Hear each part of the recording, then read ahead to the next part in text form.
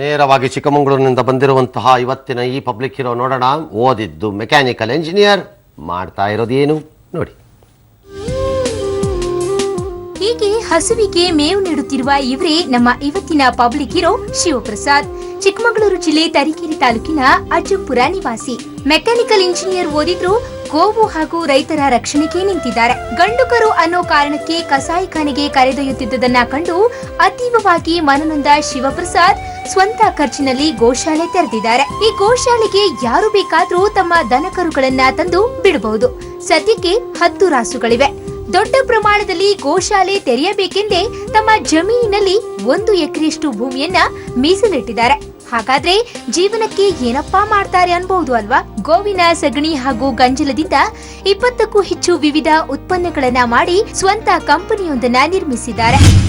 ಗಂಡು ಕರುಗಳು ಹುಟ್ಟಿದ್ರೆ ಅದಕ್ಕೆ ಏನ್ ಮಾಡೋದು ಅನ್ನೋದೊಂದು ಪ್ರಶ್ನೆ. ಕಟಕರಿಗೆ ಕೊಡದೇ ಇರೋ ಹಾಗೆ ಗೋಮಾತನ್ನ ಸಾಕ್ಬೇಕು ಅನ್ನೋದು ಅಂದ್ಕೊಂಡು ನಾವು ಮಾಡ್ತಾ ಇದೀವಿ. ನಾವು ಇವಾಗ ಸದ್ಯಕ್ಕೆ ಒಂದು 12 ಪ್ರಾಡಕ್ಟ್ ಗಳನ್ನ ಮಾಡ್ತಾ ಇದೀವಿ. ಕಂಪ್ಲೀಟ್ ಆಗಿ ಆರ್ಗ್ಯಾನಿಕ್. ರೈತರಿಗೆ ಒಂದು ನೆರವಾಗಬಹುದು. ಅಷ್ಟೇ ಅಲ್ಲ, ರೈತರೊಂದಿಗೆ ಕೈಜೋಡಿಸಿ 128 ಎಕರೆಯಲ್ಲಿ ಸಾವಯವ ಗೊಬ್ಬರ ಮಾತ್ರ ಬಳಸಿ ತರಕಾರಿ ಬೆಳೆಯುತ್ತಿದ್ದಾರೆ. ಈ ತರಕಾರಿಯನ್ನ ಬೆಂಗಳೂರಿನ ದೊಡ್ಡ ದೊಡ್ಡ ಅಪಾರ್ಟ್ಮೆಂಟ್ಗೆ ಪೂರೈಸುತ್ತಿದ್ದಾರೆ.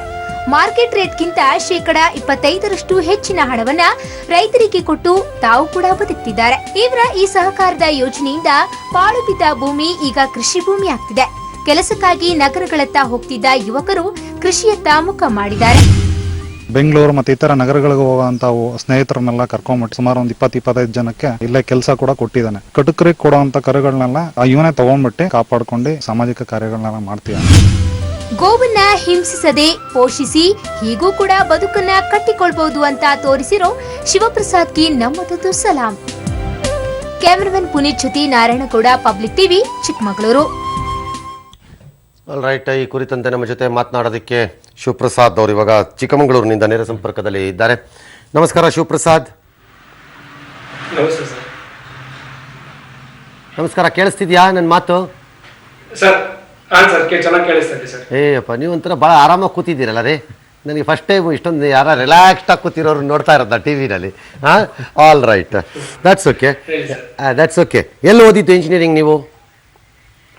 ಸರ್, ನಾನು ಓದಿರೋದು MBA ಸರ್. ನನ್ನ ಸ್ನೇಹಿತರೊಟ್ಟಿಗೆ ನಾನು ಇರುವಂತವರೆಲ್ಲ ಇಂಜಿನಿಯರಿಂಗ್ ಮಾಡಿರೋದು.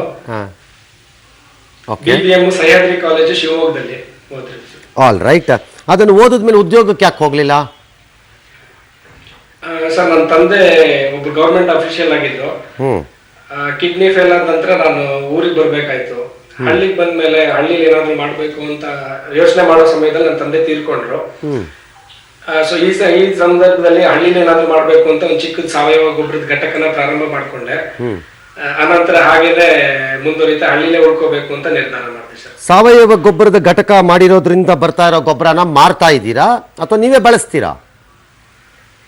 ಸರ್, ಮಾಡ್ತಾ ಇದ್ದೀನಿ, ನಾನು ಕೂಡ ಬಳಸ್ಕೊಳ್ತಾ ಇದ್ದೀನಿ ಸರ್. ಓಕೆ, ಹಾಗಿದ್ರೆ ನಿಮ್ಮ ಹತ್ರ ಜಮೀನು ನಿಮ್ದೇ ಆದಂತದ್ದು ಒಂದಷ್ಟು ಜಮೀನು ಇರಬೇಕು ಅಲ್ವೇ?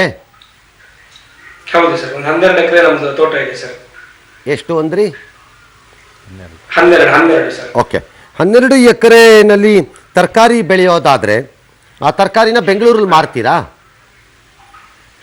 ಹಾಂ ಸರ್, ನಾನು ಇವಾಗ ಬರೀ ನಮ್ದ್ರಲ್ಲಿ ಮಾತ್ರ ಮಾಡಿಸ್ತಾ ಇಲ್ಲ ಸರ್. ಇವಾಗ ರೈತರಲ್ಲಿ ಏನ್ ಪ್ರಾಬ್ಲಮ್ ಆಗ್ತಾ ಇತ್ತು ಅಂತಂದ್ರೆ ಎಲ್ಲ ಬೆಳೀತಾರೆ, ಬಟ್ ಅವ್ರಿಗೆ ಅಲ್ಟಿಮೇಟ್ ಆಗಿ ವ್ಯಾಲ್ಯೂ ಅಡಿಷನ್ ಮಾಡುವಂತದ್ರಲ್ಲಿ ಎಡುತ್ತಾ ಇದ್ರು. ಕರೆಕ್ಟ್.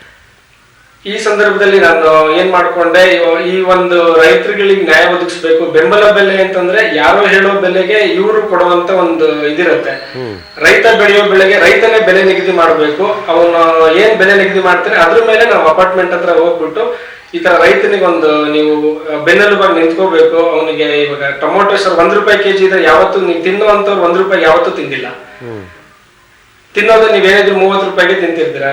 1 ರೂಪಾಯಿ ಇದ್ರು 30 ರೂಪಾಯಿಗೆ ತಿನ್ನೋದಾದ್ರೆ ರೈತನಿಗೆ ಒಂದು 10 ರೂಪಾಯಿ ಯಾವತ್ತು ಮಿನಿಮಮ್ ನಾವು ಒಂದು ಅಶ್ಯೂರೆನ್ಸ್ ಬೆಲೆ ಕೊಡೋದು. ಈ ತರ ಒಂದು ಯೋಚನೆ ಮಾಡ್ಕೊಂಡು ನಾನು ಒಂದು 500 ಎಕರೆಯಲ್ಲಿ ಪ್ರಾರಂಭ ಮಾಡಿ ಒಂದು 128 ಎಕರೆಯಲ್ಲಿ ಬೆಳೆ ಇವಾಗ ಬರ್ತಾ ಇದೆ ಸರ್.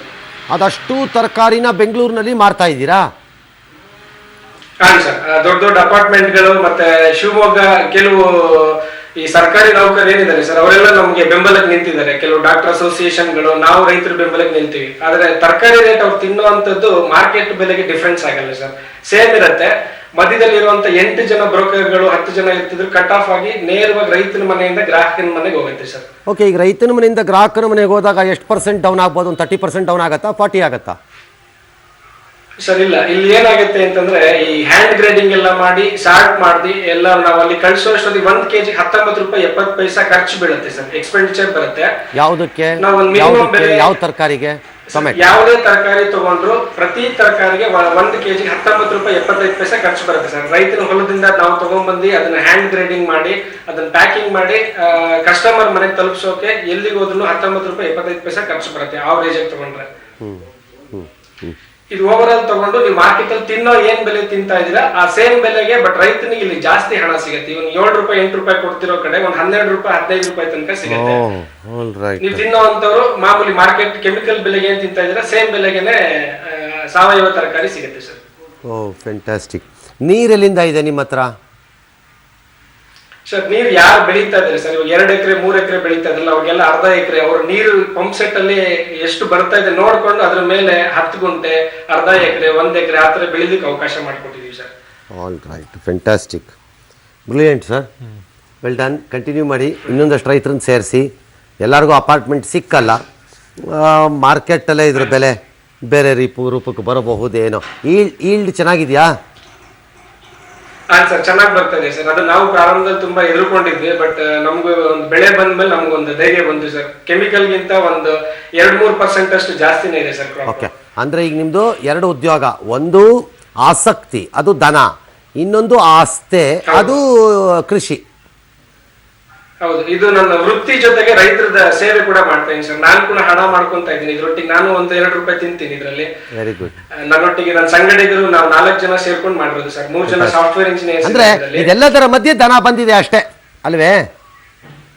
ಇಲ್ಲ ಸರ್, ಅಂದ್ರೆ ಈ ಏನು ಗೊಬ್ಬರ ಔಷಧಿಗಳಿಗೆ ಖರ್ಚು ಮಾಡ್ತಾರಲ್ಲ ಸರ್, ಅದನ್ನ ಒಂದು ನಾಟಿ ಹಸುನ ಸಾಕಿ ಆ ನಾಟಿ ಹಸುವಿನಿಂದನೇ ಅಷ್ಟು ಗೊಬ್ಬರ ಔಷಧಿಗಳನ್ನ ಹೊರಗಡೆ ಅಂಗಡಿಯಿಂದ ತರೋ ಬದಲು ಮನೆಯಲ್ಲೇ ಒಂದು ರೆಡಿ ಮಾಡ್ಕೊಳ್ಳುವಂತ ವ್ಯವಸ್ಥೆ ಮಾಡ್ತಾ ಇದೀವಿ ಸರ್. 1 ರೂಪಾಯಿ ಕೂಡ ಆಚೆ ಖರ್ಚು ಮಾಡದೇ ಇರೋ ಮ್ಯಾನೇಜ್ ಮಾಡ್ತಾ ಇದೀವಿ. ಆಲ್ ರೈಟ್ ಶಿವಪ್ರಸಾದ್, ಒಳ್ಳೇದಾಗ್ಲಿ, ಫ್ಯಾಂಟಾಸ್ಟಿಕ್. ಖುಷಿ ಆಗುತ್ತೆ ಯಾರೊಬ್ರು ಈ ಥರ ಯಾರೊಬ್ರು ಆಲೋಚನೆಗಳನ್ನ ಮಾಡ್ತೀರಲ್ಲ ನೀವುಗಳು ಅಂತಲೇ ನನಗೆ ಸಂತೋಷ ಆಗತ್ತೆ ರೀ.